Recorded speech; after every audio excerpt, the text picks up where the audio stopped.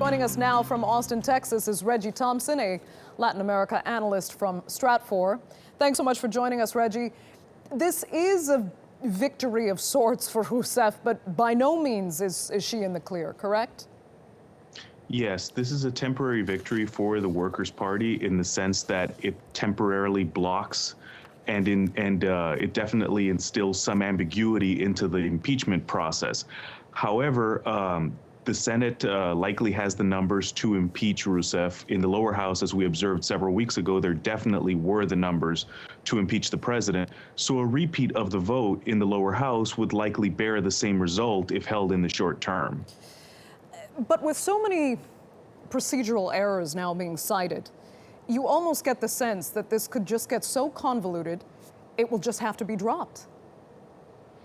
So in this situation right now, there is definitely the early indicators that this is kind of a strategy by the Brazilian president potentially and by the Workers' Party to try to draw out the process. The opposition coalition that has been pushing for the president's impeachment definitely has their own way of how they would like to see the procedure play out.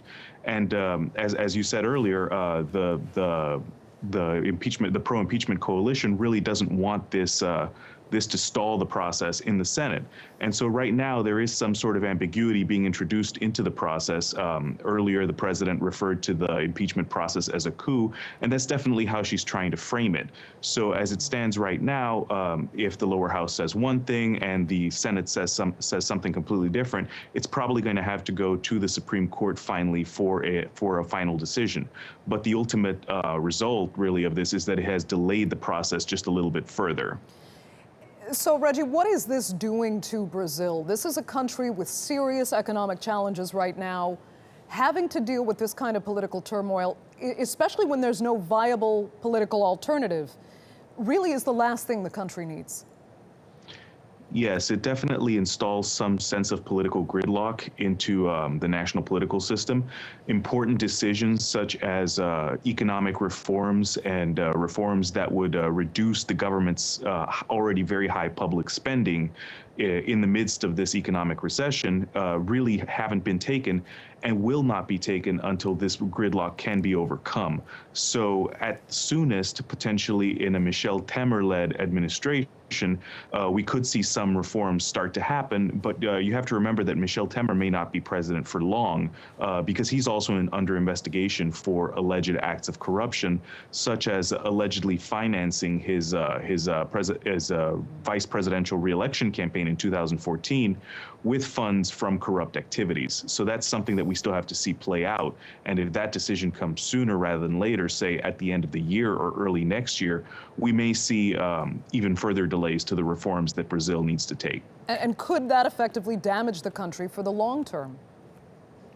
It could have some longer term effects.